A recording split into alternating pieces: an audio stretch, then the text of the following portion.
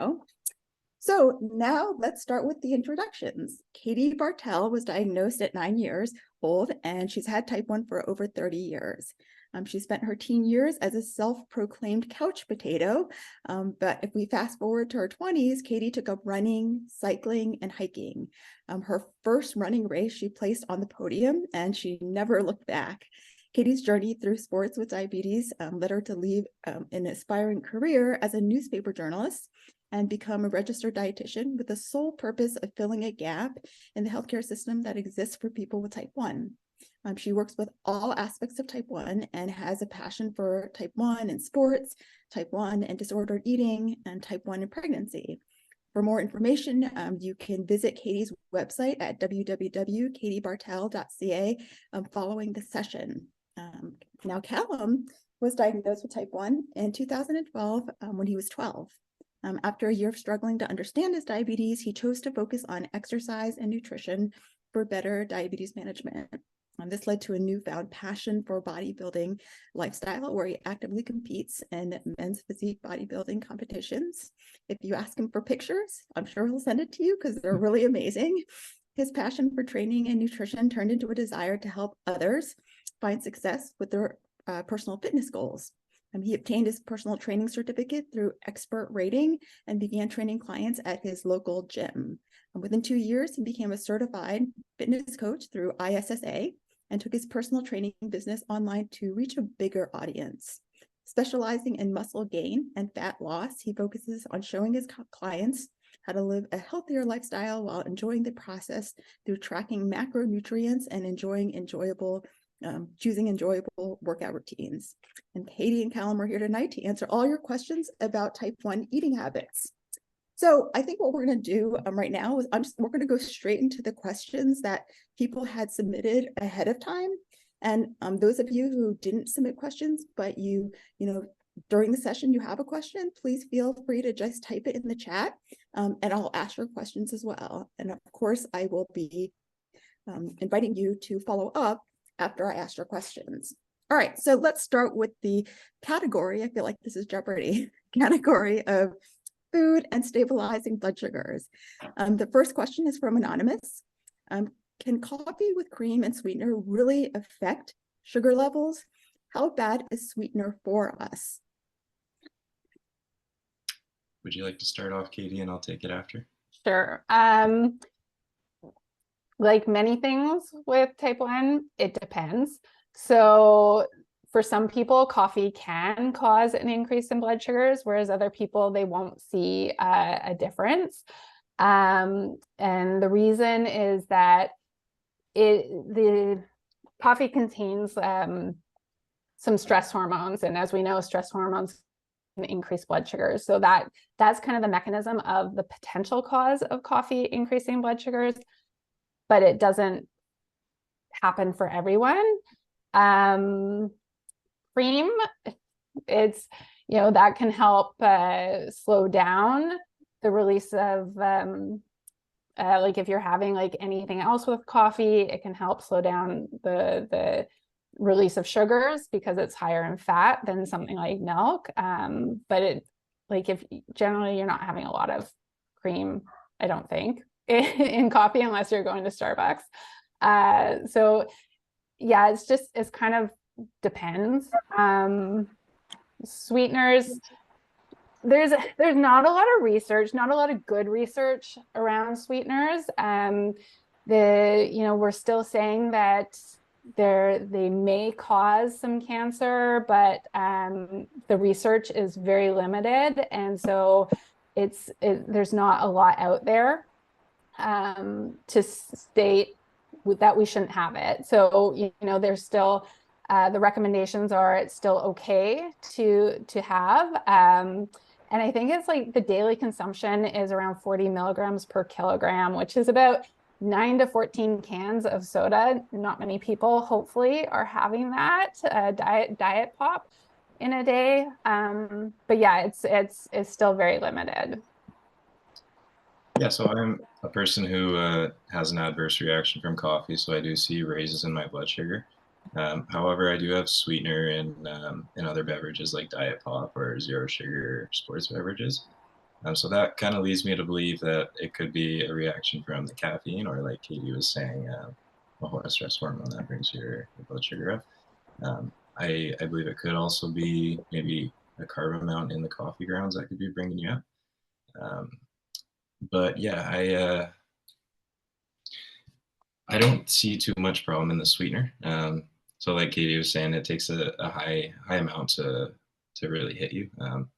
So I limit myself to about 3 or 4 beverages or serving of sweetener a day, and I try to just keep it moderate and don't go too crazy with it. And I haven't had any experiences with that.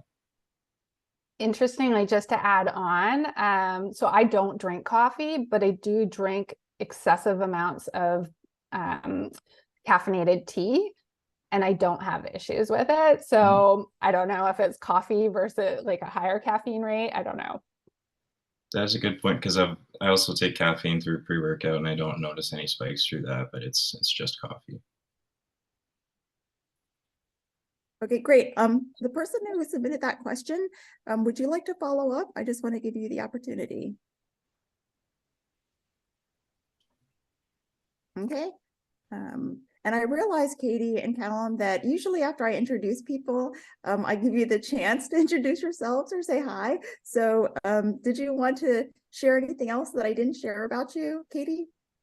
I mean, I think you covered it pretty well. So I'll just say hi. Thanks for having me. Okay. See, I'm rewinding. And Callum, is there anything else you wanted to share also? No, I'll go with the same thing as Katie, and thanks for having me today. And I'm happy to be answering questions for everyone here.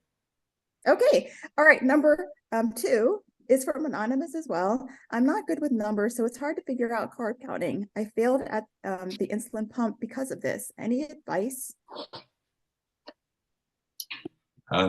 Yeah, so a strategy that I would use is to sort of limit your amount of carb sources that you use, and get yourself really familiar with the portions and how many carbs are in those portions. And once you feel comfortable with these carb sources and the portions you're having with them, then you could start playing around with increased portion sizes, lower portion sizes, and start swapping for different carbs, and just slowly start adding things in as you feel comfortable. I think that's a great strategy, Callum. Funnily, I actually, and I don't know if any dietitian should admit to this, but I had no idea how to carb count for the first 23 years I had diabetes. I didn't start carb counting until I got an insulin pump, which was about, I think, 13 or 14 years ago. I was really good at guesstimating. And similar, I think it's because I'd had diabetes for so long. Typically, most of us eat the same foods a lot of the time, some variations here and there, but there's a lot of foods that are consistent. So I got to know my body. I got to know my body with diabetes, and I was just really good at guessing things. But when I did start carb counting, I started doing something similar to what Callum had suggested there, and it worked out really well for me. Okay, the person who submitted that question, would you like to follow up?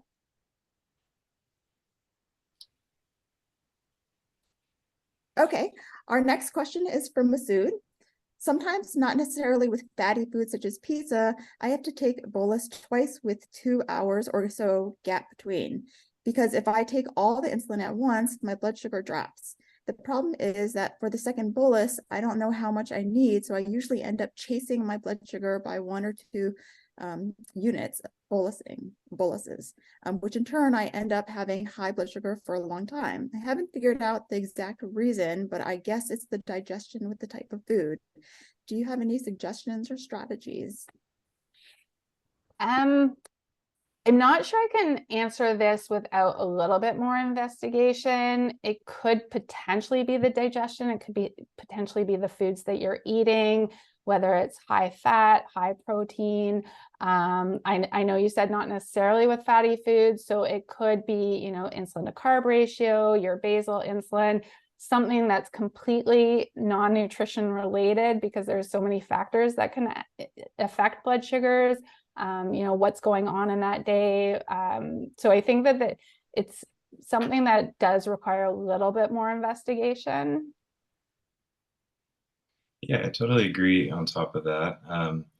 This is a situation that I've been experiencing a little bit, and the cause might be completely different from Masood's. Um, However, a couple things that I've used to sort of manage this yo-yoing blood sugar is just making sure I use square bolus on my insulin pump, which is just a longer delivery of your dose rather than taking it all at once. So I like to use that for larger meals, and I use that for up to 2 hours. And I've seen some good success with that. And I've also shifted my diet into a higher protein, lower carb, and moderate fat diet.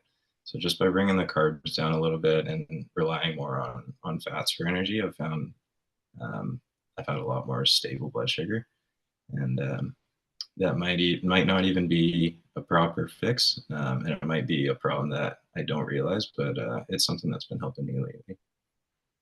And I think to add to that, something that I often emphasize is there's a lot of trial and error when we're trying to figure out our blood sugars, right? And so it seems like, Callum, you figured out through trial and error something that works for you, right? And so, I would just emphasize, like, just keep trying, and try and document your efforts too somewhere, whether it's like old school paper or in your phone, so that you can reflect back on what didn't work, what did work, and build from there.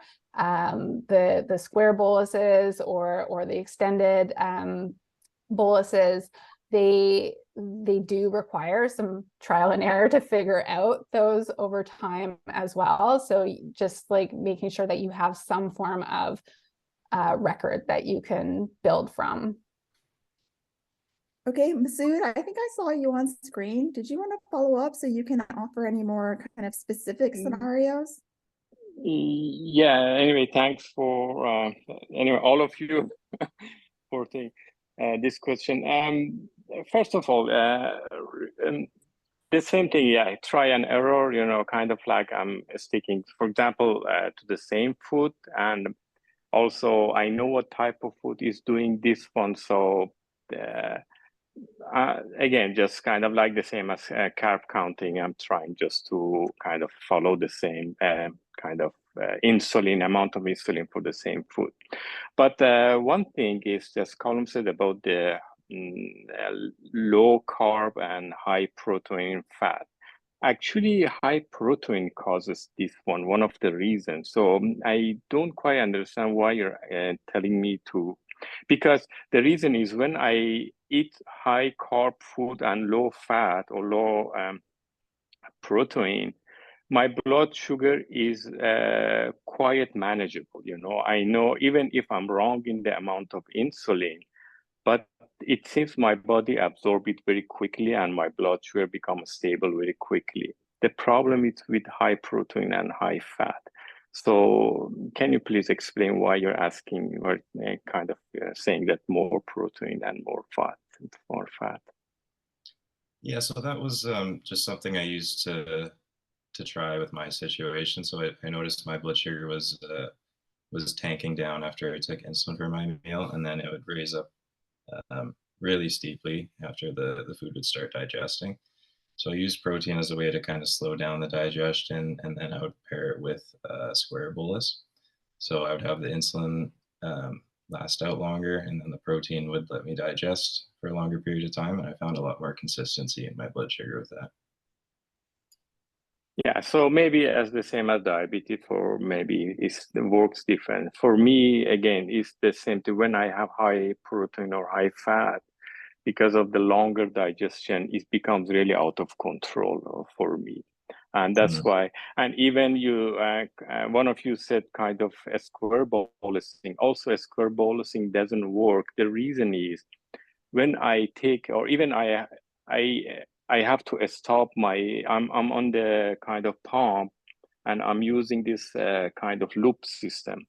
And I have to even stop automatic bolus because again, it screws all of the insulin, because it gives me a small amount of insulin, and a small amount of insulin doesn't work.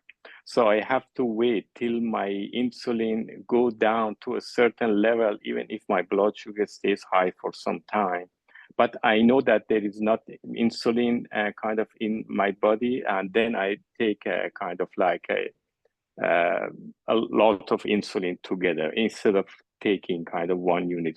That's one of the things that strategies has come up with and kind of like works a little bit. Yeah. Some people find, and I'm not sure because I don't loop and I'm not super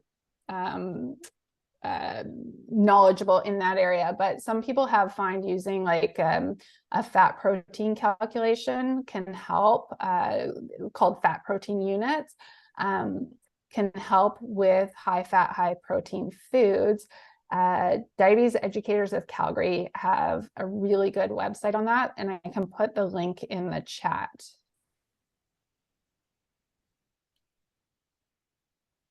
Katie or Callum, can you describe what square bolusing is? We have a follow-up question in the chat. Some people don't understand the concept of square bolusing. Yeah, so I'm actually not sure what an extended bolus is, but that sounds exactly like what it is. So I just pick a period of time, which could be 30 minutes, 60 minutes, an hour and a half. So I'd have my insulin dose and it just delivers evenly across this period of time rather than all at once. Yeah. Okay, I'm going to go on to the next question, which is from Anonymous. With gastroparesis, you're advised to eat more smaller meals rather than 2 to 3 larger ones. To eat foods low in fiber, such as white bread, rice, and do not eat nuts and seeds.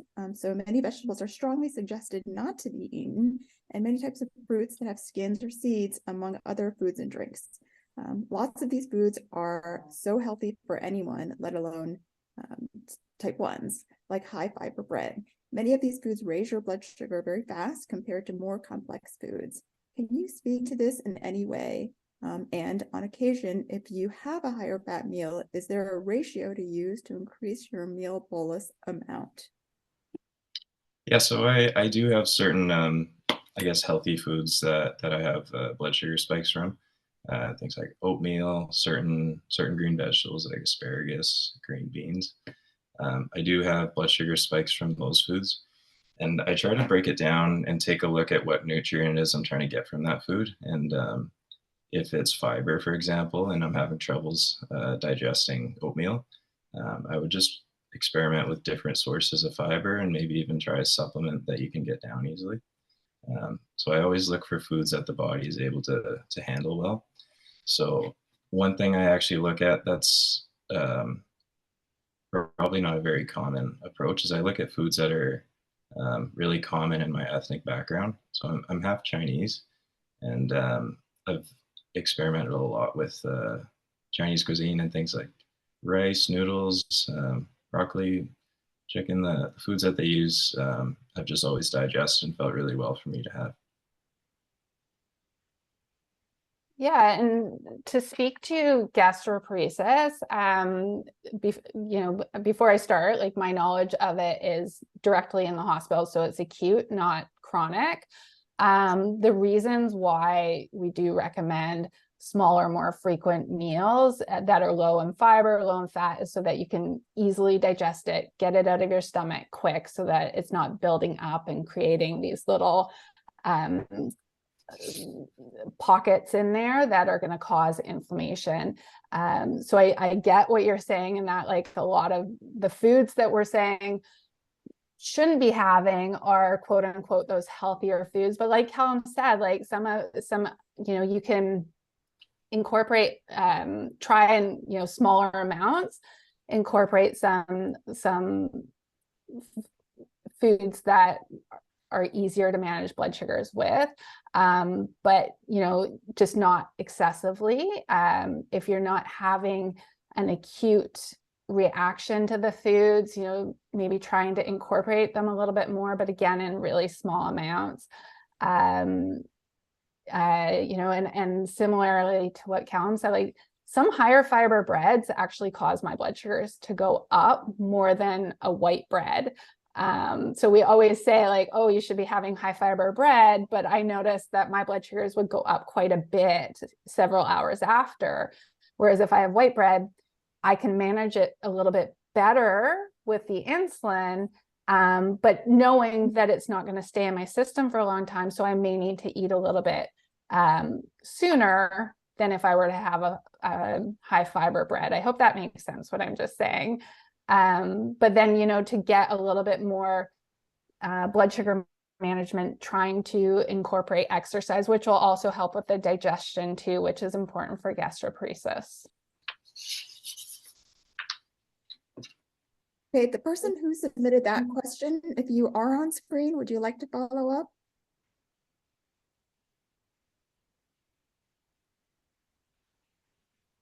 Okay, I'm going to go to my next question from Jessie Ann. Can you please go into detail about settings on your pump before and after activity? Which foods seem to regulate blood sugars better?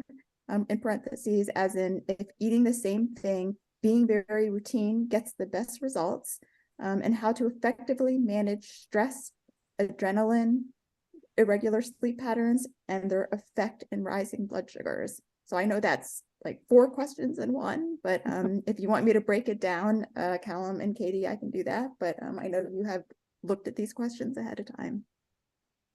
Callum, do you want to speak to the strength side of it? Sure. Yeah, so throughout my history in the gym, I've consistently seen my blood sugar go down from weight training. So I have 3 main tactics that I use to keep a steady blood sugar. And the first one is running a temp basal. So I would take about 50% of my basal and start running that an hour or 2 before my workout. And that just kind of battles the activity bringing my blood sugar down, and that'll let room for my blood sugar to go up a little bit. Another method I'll do is pretty similar to that. I'll take a half bolus or just a portion of the bolus for my pre-workout meal. And that just lets those extra carbs bring my blood sugar up while my activity is battling it down. And then the last thing I like to do is supplement my workout with some intra-workout carbs. So I like to either have something like Gatorade or coconut water, and I solely just take these for a fast digesting carb to keep my blood sugar on the higher end while I'm working out. I feel like I'm kind of in the danger zone if my blood sugar is ever around 5 or 6 during a workout. So I always like to run it around 10 or so. Should I answer all of the questions in this? Yeah, go ahead. Feel free to answer all the questions, and then we'll hand it over to Katie. Sounds good. Yeah, so I have looked around for foods that that'll stabilize my blood sugar. But the one thing that I've found helps the most is just having a stable plate on each meal. So I always just try to make sure, for me, I have a high amount of protein, moderate amount of carbs, some fat, and a good variety of vegetables on every plate I have. And that way I make sure I get every nutrient I need. And I find that that battles things pretty well. So with stress, adrenaline, and irregular sleep patterns affecting your blood sugar, I would probably look at how those affect things like your eating habits. Maybe it's causing a lack of exercise or recovery. I would see how they're affecting more regular things in your life before you see how it directly affects your diabetes. If it's causing maybe bad patterns in your eating or lack of exercise, then that could be a result of raising blood sugars or lowering blood sugars. Okay. Callum, I think we're very similar in where we like to keep our blood sugars during exercise. So I'm going to speak to the endurance activity. So that's your more aerobic, cardio, longer periods of time. I am similar. I did find it interesting, Callum, when you said that your blood sugars drop during weight training, because often we hear that blood sugars will go up during that. But I am very similar. Mine usually go down as well. Unless I'm doing sprints. When I do sprints, they'll go up.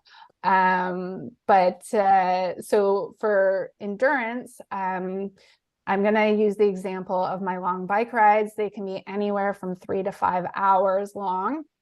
I will so I think there's a few things to consider, like timing really matters, the time of the exercise, the foods that you're eating, the insulin. So all of that matters. So starting with timing, I will aim for my workouts, my rides to start when I have the lowest amount of active insulin circulating in my system. So that means like at least 3 to 3.5 hours after my last bolus. And so if I'm doing a long workout, it's usually in the morning. And I like to have breakfast before I go. So that means I have to get up really early. So some mornings, and I live in a loft, so I'm very like disruptive to the rest of my family. But I'm getting up at 5 in the morning to take my insulin and eat my breakfast, which is a consistent breakfast that I pretty much have every morning. Steel cut oats, might be overnight oats or hot oats, but it's some variation of that. And I have this breakfast because I know how it affects my stomach. I'm not going to have any GI distress with it.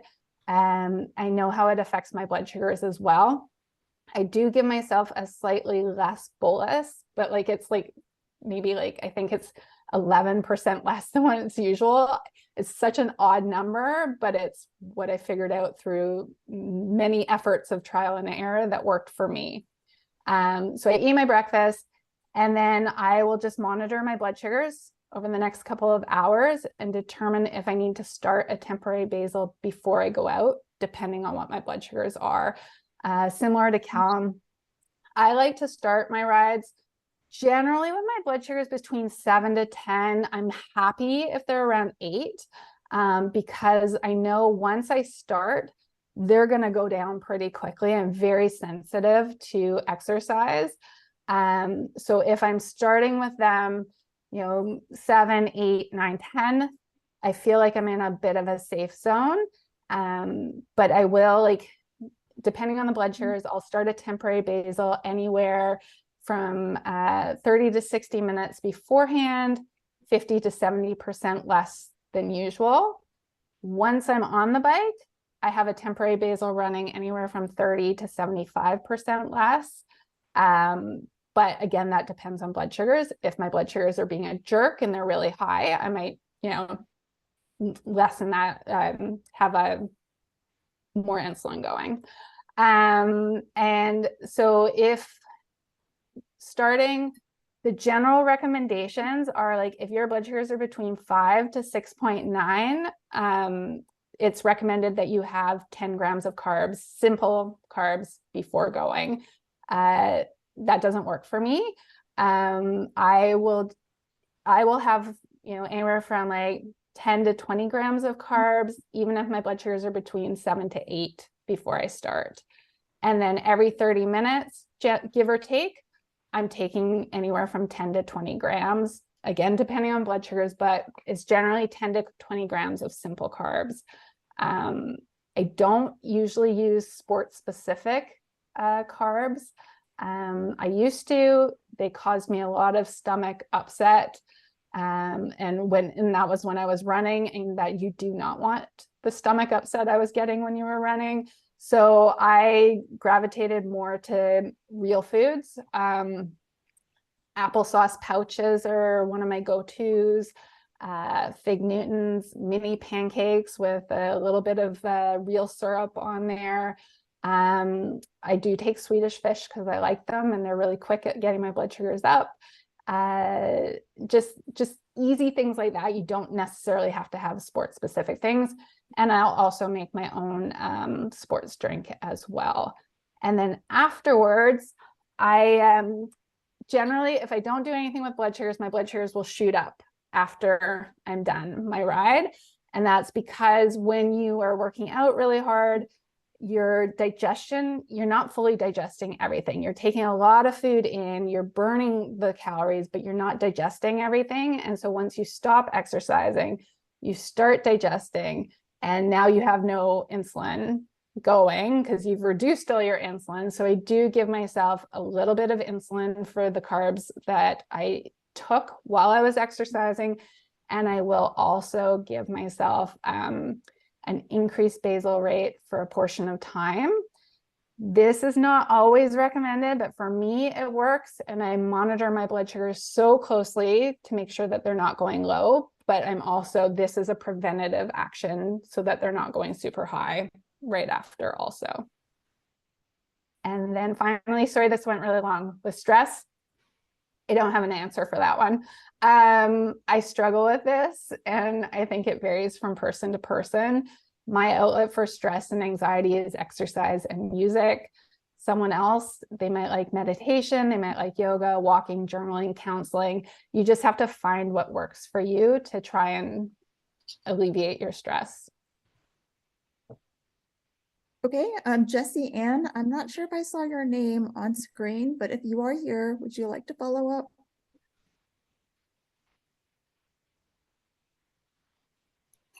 Okay, I'm going to go to the next pre-submitted question. This is from Anonymous, and we're into the new category of eating and exercising. Is it recommended to eat snacks before exercising or after? Yeah, so I might be a little different on my opinion with this, but I choose not to ever work out without food in my system. And ideally, I like to have a larger meal with maybe around 80 grams of carbs, 40 grams of protein, and probably around 15 grams of fat. Just a larger meal, and I like to really give that time to digest. And once it's fully digested, then I'll start my exercise. If I'm a little shorter on time, I might have a banana instead, because I feel that that can digest a lot quicker, and I can have those carbs readily available for my workout. And with the post-workout nutrition, I feel if you do choose to work out fasted, it's a lot more important. But I don't believe that the 1 hour window of eating after working out is as important as people think. I think you're able to wait up to 3 or 4 hours after training before you have a meal, and you won't miss out on any progress that you've made in the gym.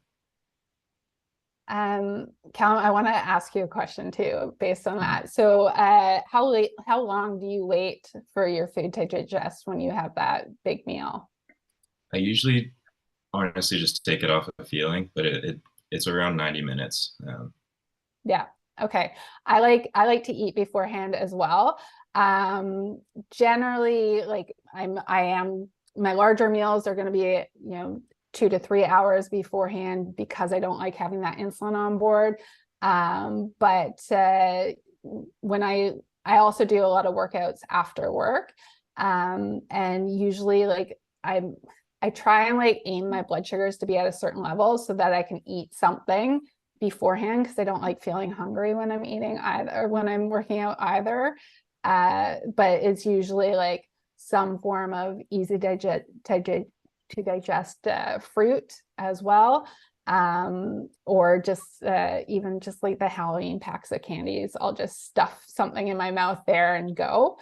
So I feel like it gives me energy too, even if it's only like a half-hour workout. It's going to give me some good energy.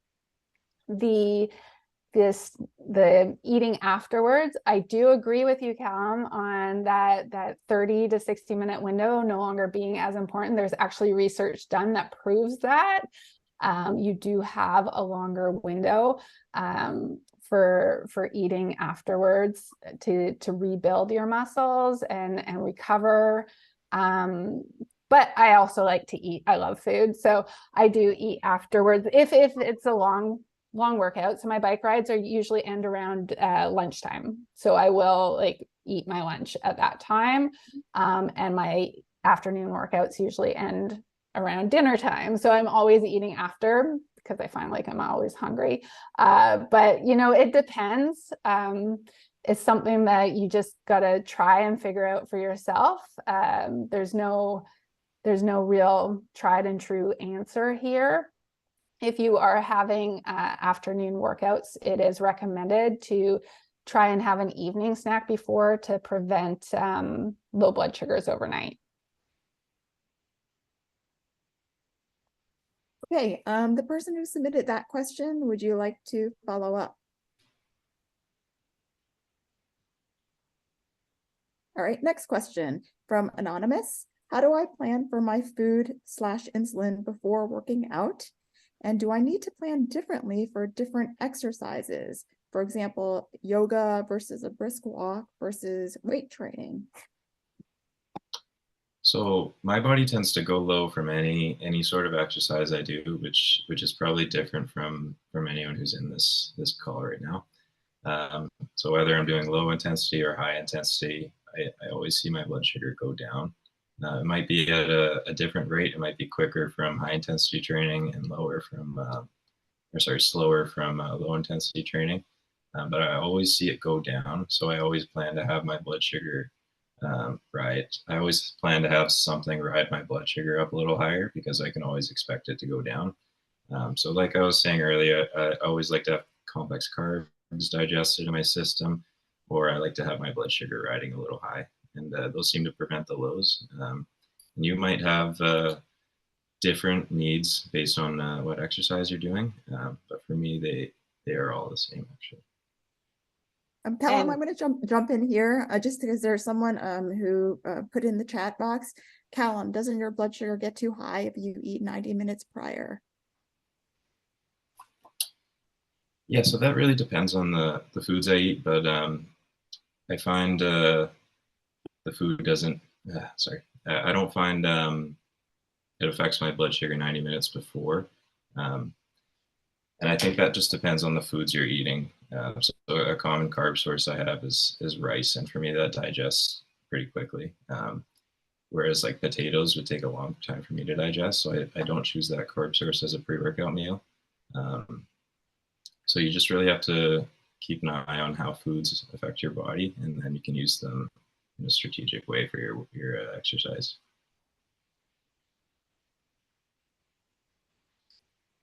Katie? Yeah, so similar to Callum, my blood sugars are very sensitive to all exercise as well. So that's why I generally try to start my exercise when I have the lowest amount of active insulin. I don't want to go out, 90 minutes after taking a bolus, because that's, 60 to 90 minutes, that's your peak insulin time. So I am going to wait till I have like minimal insulin on board.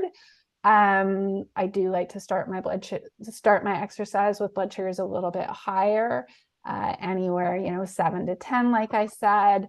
But it is like kind of a fine, a balancing act, because I also don't like to be high with blood sugars because I feel like it impacts my performance.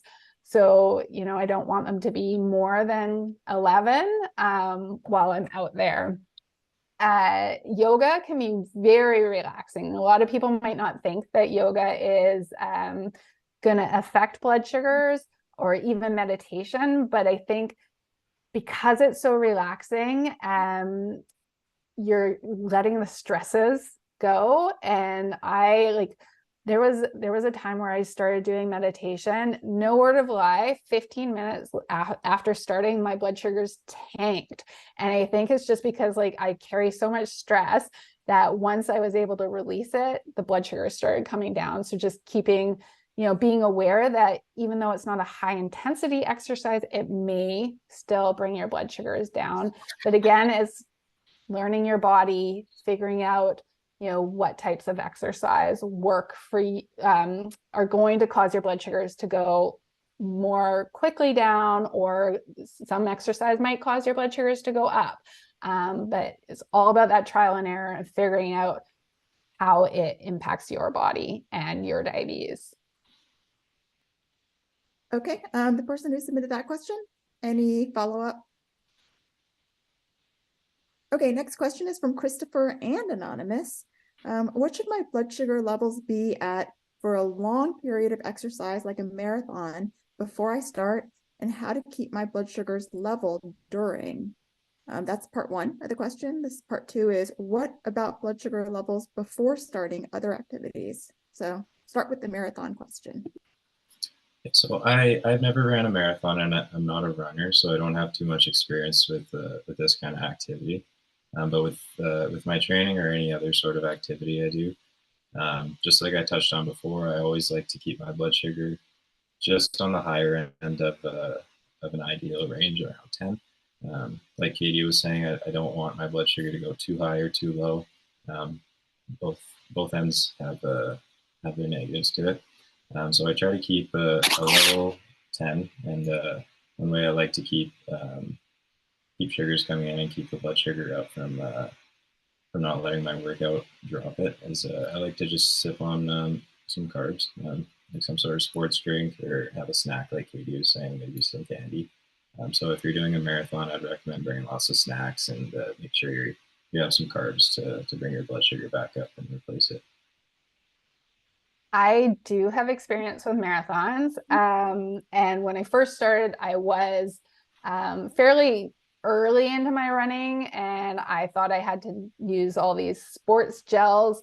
They're awful, and they're like this big gloop going down your throat, and it tastes horrible. But it did keep my blood sugars fine, except it caused a lot of stomach upset. So I do, I do, like I mentioned earlier, take more real food with me.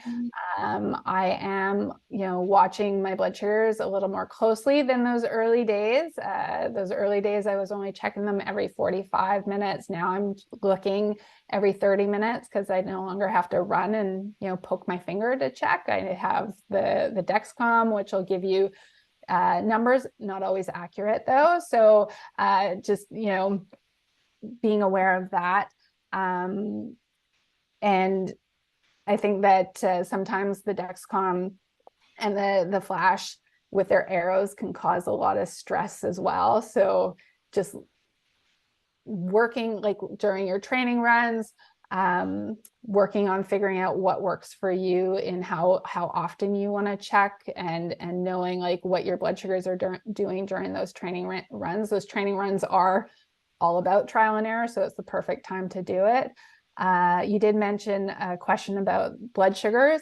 I can tell you the general recommendations based on the consensus statement that was created by Michael Rydell, who's one of the lead researchers in type 1 and diabetes, and his team, a huge team that came out with this.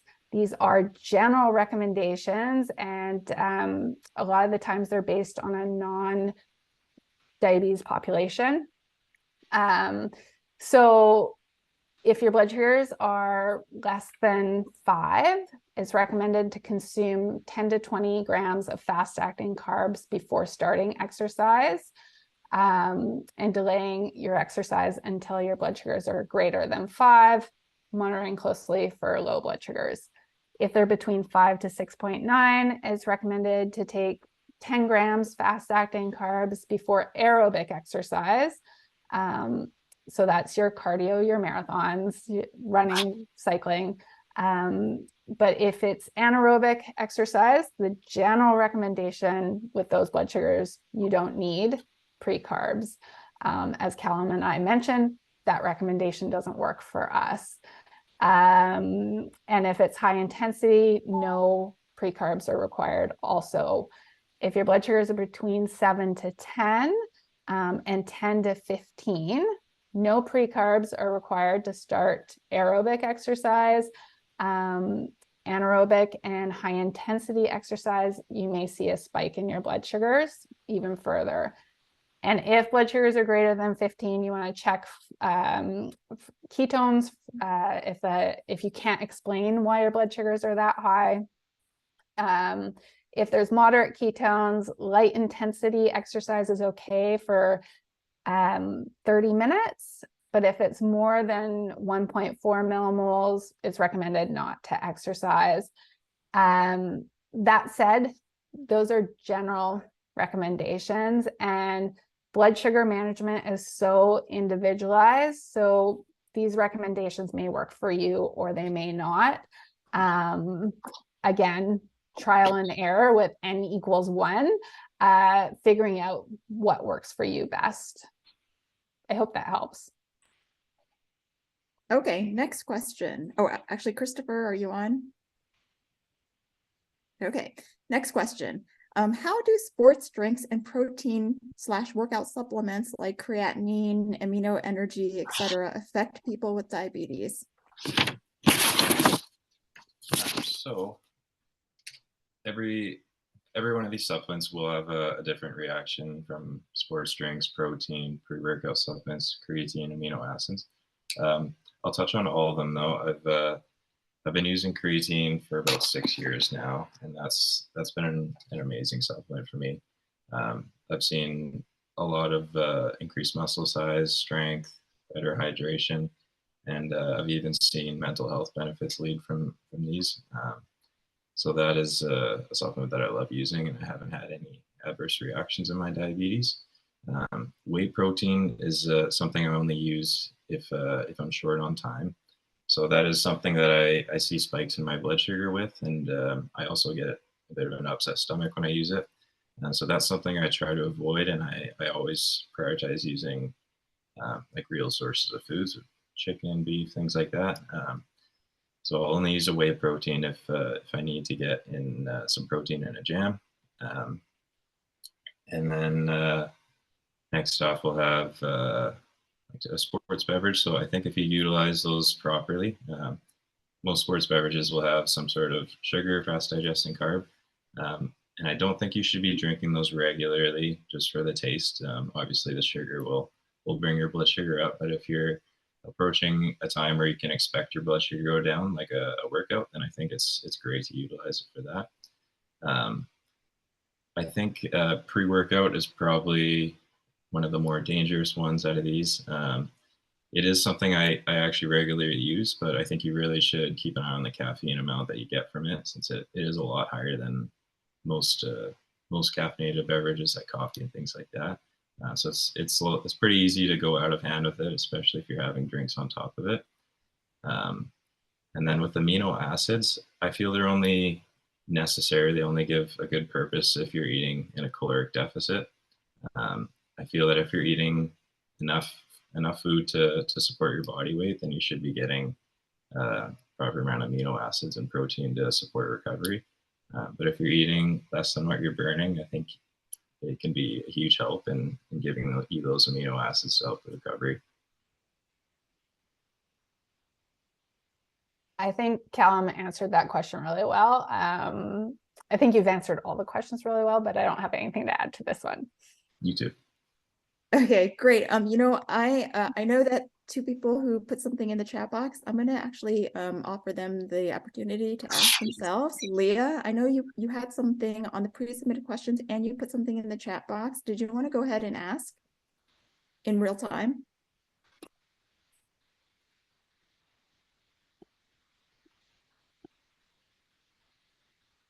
Okay, if not, I will ask on her behalf. Hold on, there. Oh. Okay, so the question that she put in the chat box is square bolusing available with all diabetes management systems? I use the IAPS loop system with Omnipod, and I have not yet discovered an option to have insulin delivered evenly over a range of time. I can only delay my bolus to be a specific moment in time at which a percentage of the original bolus will be delivered all at once. Can you not, sorry, I have Omnipod, but I have an older version of Omnipod. Can you not extend your bolus and have like, you know, a certain percentage up front and then over time deliver the rest? Sorry, I don't know if she's able to answer that, because I know the older versions do allow that, which is similar to the square bolus. I'm going to jump in a little bit. Sorry, I'm trying to get my video back up. I don't think when you're DIY looping that you can extend the bolus with Omnipod. Okay. Yeah, I think that feature goes for some reason. And I'm sorry, I don't know why, but I'm pretty sure it goes. Thanks for that answer, Jerry. Okay, all right. I have a question in the chat box from, oh, sorry, did someone want to also answer that question that I just posed? Okay, Faith, I noticed that you put something in the chat box. Would you like to go ahead and ask in real time?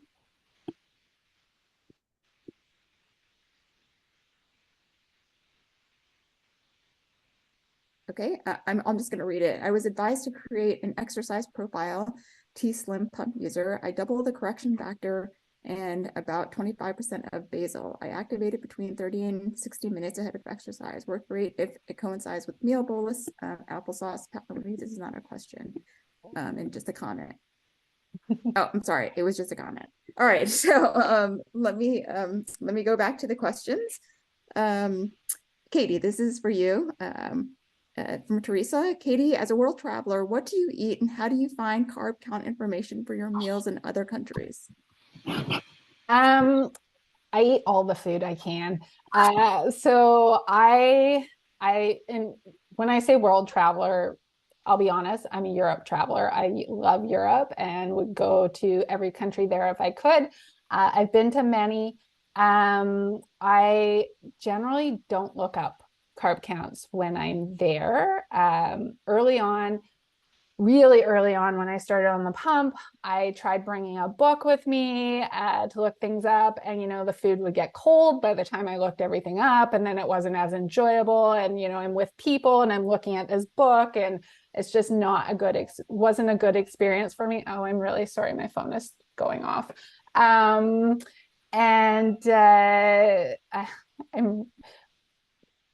Can you just hold on a sec? I'm just going to turn it off. Sorry, it will just keep going. I'm really sorry.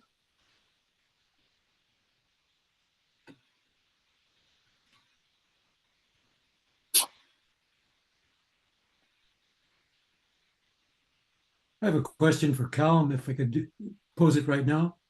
Absolutely. Sure, go ahead.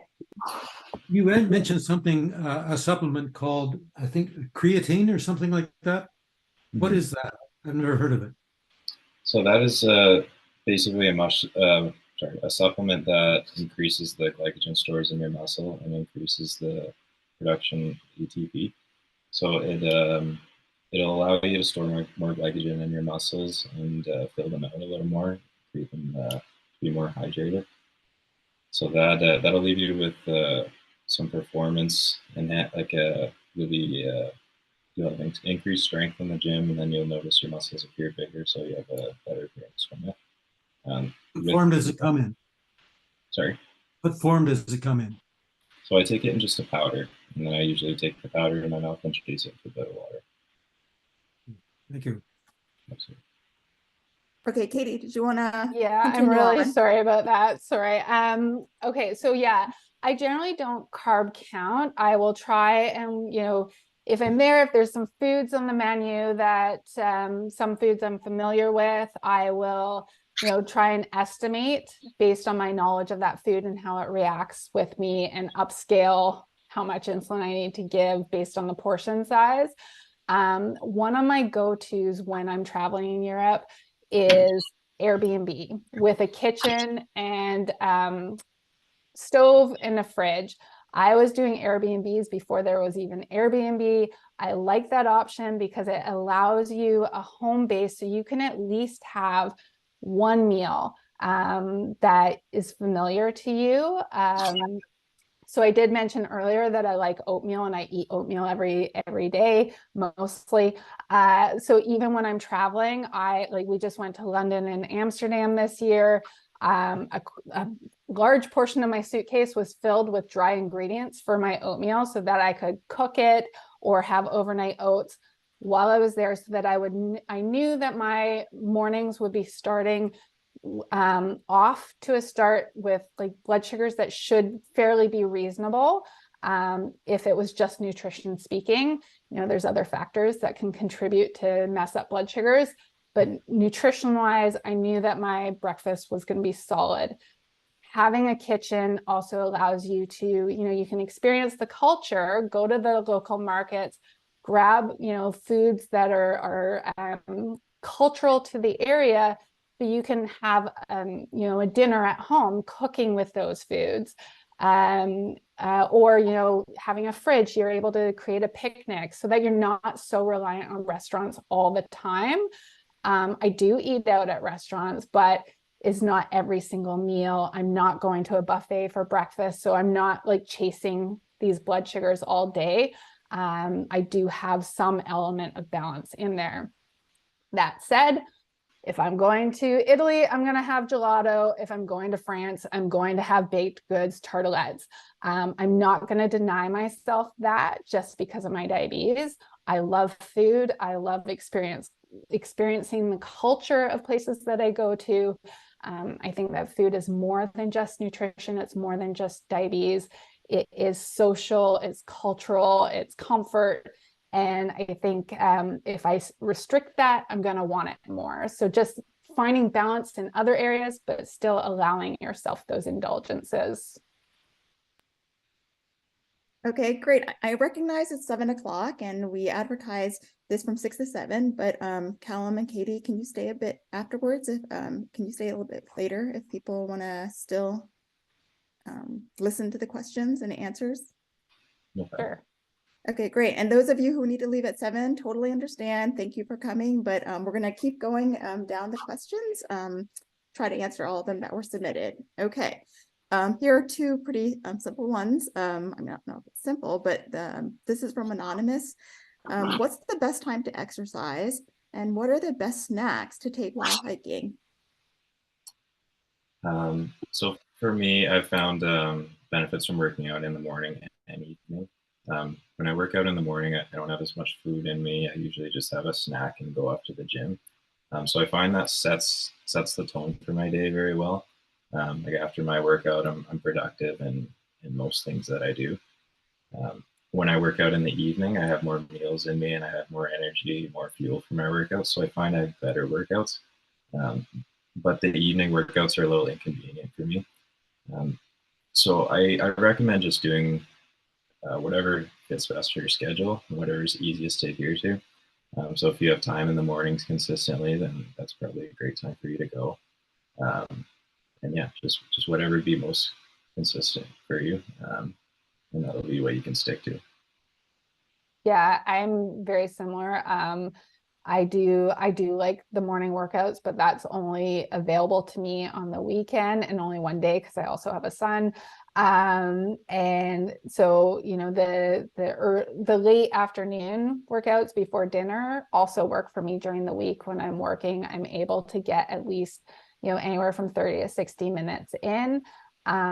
It does take away a little bit from the evening, but if I was, it's not accommodating for me to do it any other time. So that's what works for me and what works for my family. And yeah, like Callum said, do what works for you, whatever is going to allow you to enjoy it and be consistent with it.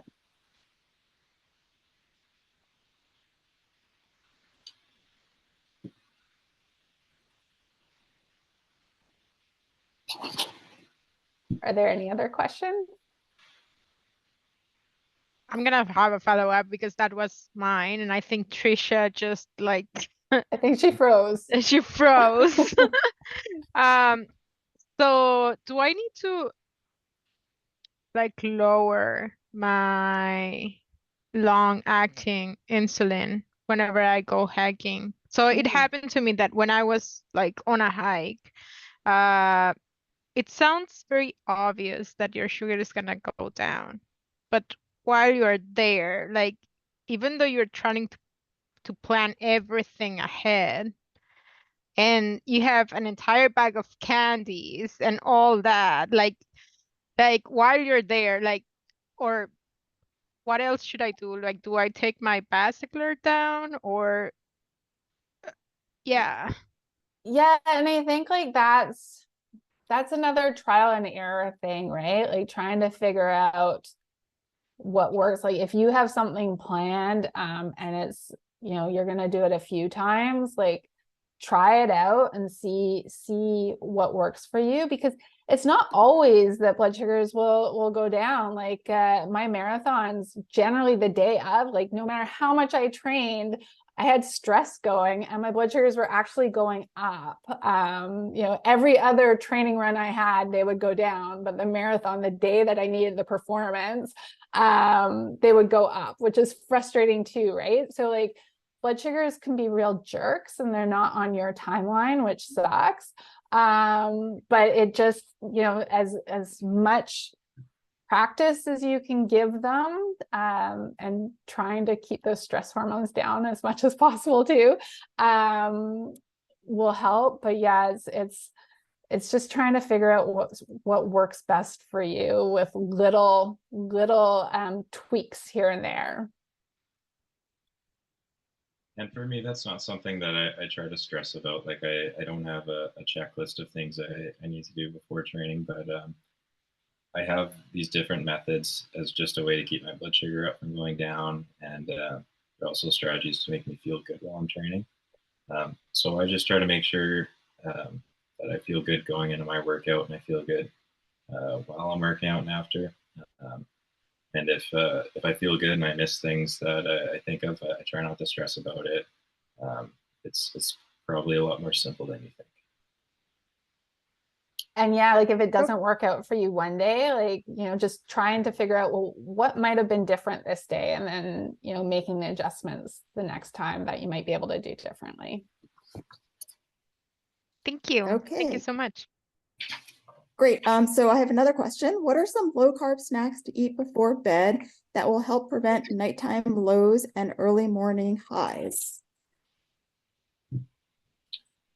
So actually, I've actually just found one new snack. It's pork rinds, and they have no carbs, lots of protein, and lots of fat. And that's a snack I found is pretty good for stabilizing my blood sugar. Outside of that, I try to just stay away from high carb snacks before bed. So pork rinds are one, or I even use diet sodas to curb any cravings.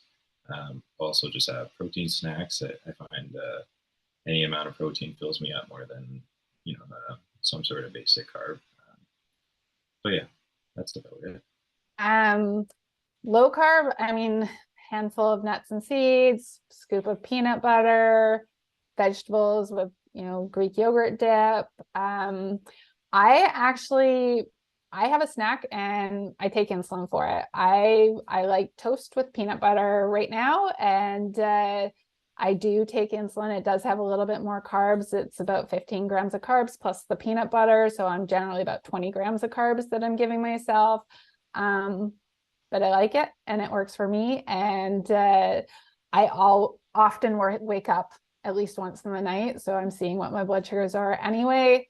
But I don't have to really make any adjustments there. So again, it's individualized to you. So just trying to figure out, you know, can I have something like that? Will it work for me? Or do I need to be a little bit more stricter and, you know, have something that is, you know, more protein than carb?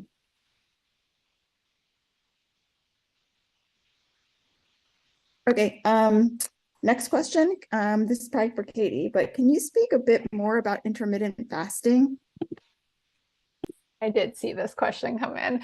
I think there was actually a session that we did on that, wasn't there, at one point in time, Trisha? Mm-hmm. Yeah, we did. Yeah. So, I mean, I think it could fill a whole session as it did. Some people really like it. I don't promote it. I don't promote any kind of restrictive dieting. And I do feel like intermittent fasting falls into that restrictive dieting. It's, you know, people are either fasting for 18 hours, allowing themselves to eat for 6 hours, fasting for 16 hours, allowing themselves to eat 8 hours, or 14 hours and allowing themselves to eat 10 hours. You know, the shorter amount of time that you're allowing yourself to eat creates potential challenges in being able to eat enough food in the day. It can also create challenges of being really hungry when you're not eating. There can be a buildup. Some people find that intermittent fasting works for their blood sugars. I don't think it's sustainable for most people. And research has shown that restrictive dieting can have more adverse negative impacts later on than the positive that you're getting acutely. Okay. I'd like to touch on this as well. Sorry. So I think if you're trying to lose weight Bottom line is you should be eating at a caloric deficit, so you should be eating less calories than you're burning. And intermittent fasting falls under this. Any sort of diet is just a strategy to put you in a caloric deficit. So intermittent fasting, like Katie was saying, is a form of restricted diet. So it restricts a period of time where you're eating. And that's the whole goal behind that, is just to bring down your caloric intake for the day. It might not be the best way to do it. My preferred way is just to eat normally and kind of lower your calories throughout your meals throughout the day. But it is an approach that people use, and I'm not a huge fan of breakfast, so it is something that kind of works for me. I think you just have to take a look at these different dieting approaches, and if one kind of seems to suit your lifestyle, then that's when you should go with. Okay, I have 3 more questions, and 2 of them are fast, I think. First one is from Anonymous. I'm a letter carrier with type 1 who walks 16 to 23 kilometers a day, Monday through Friday, and I need a better snack option other than protein bars, as my sugars go up and down, and I get bored of the same thing. Yeah, I mean, trail mix, dried fruit with nuts, homemade protein balls, protein pancakes, just trying to be a little bit creative. It might require a little bit more effort in researching some options, and granola bars are a really good, easy grab and go option that you don't have to prepare ahead of time. But if you're getting bored with them, trying something new, but doing the research and figuring out something that's going to work for you. It's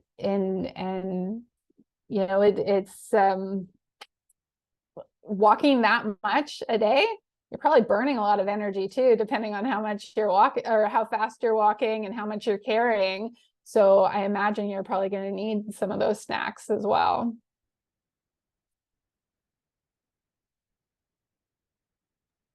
Oh, Callum, I think you're on mute. Oh, there we go. Yeah, those are some great snack options that Katie listed there. Out of those, my favorite has always been trail mix. When I've worked labor jobs, I found that was something that I could keep my calorie count up through the day, not to have protein, fat, and carbs. So it's not like you're just getting one macronutrient. So I feel like it's a pretty well-rounded, high-calorie snack to use if you're really active. It creates variety too when you get the mixed nuts in there. Totally, yeah. Okay, you know what? I am going to end on one question that is a great segue into next month's Huddle. This is from Leah. I've noticed that in today's medical diabetes support services, doctors solely focus on the management of blood sugar values in medical device settings. However, modern medicine still lacks the holistic view of the body that includes dietary and lifestyle decisions as part of our diabetes management. I'm wondering if you have any recommendations on such lifestyle choices, from working out, what kind of sports, how often, to nutrition, dietary recommendations, how many meals, carbs per day. Is there anything specific that would be good to include in one's routine as someone with type 1? I'm especially curious if there's anything you recommend from your experience to increase one's insulin sensitivity, support the body's fitness, and prevent long-term diabetes effects. So that's kind of a large question, but however you want to answer it. Yeah, so I mean, I think lifestyle is really important, right? And lifestyle is more than just nutrition and blood sugars. It is physical activity as well, as we've been speaking about today. When I started running, my insulin sensitivity went through the roof. It was probably the best secondary treatment for my diabetes personally when I started that, and it led to other things. So what type of exercise should you be doing? Honestly, do whatever is going to make you happy, because if you're not enjoying it, you're not going to stick with it. It's not going to be fun. So any kind of exercise is going to be better than no exercise at all. Start small if you're not exercising right now and building up on it. How often? Again, that's up to you. We can tell you the general recommendations for exercise, which are 150 minutes a week, but that doesn't work for everyone. And if we're stressing about how many minutes we're getting in, that might affect our blood sugars too, because of those stress hormones. And it might actually cause you to stop exercising if you're not enjoying it, right? So my philosophy is, if you can enjoy it, you're probably going to last in it a lot longer. So find something you enjoy. If you have a little bit of time in the day, try to include it into your day, whether it's every day, that's up to you, every other day, just trying to find the joy in it. And that will hopefully help reduce stress levels as well. And then, nutrition wise, balanced eating. Like I said, I don't promote restrictive dieting, generally speaking. I don't recommend being too over restrictive. Sometimes with our diabetes, we can get really hyper focused on how foods are going to affect our blood sugars, and just like really zero in on that and not allow some of those more enjoyable foods. But those enjoyable foods do have a place sometimes, not all the time, but sometimes. If you're enjoying eating, you're probably gonna, if you're pairing that with balanced eating most of the time, it's gonna be, just a better experience with food and blood sugars overall. And you're not gonna feel guilty.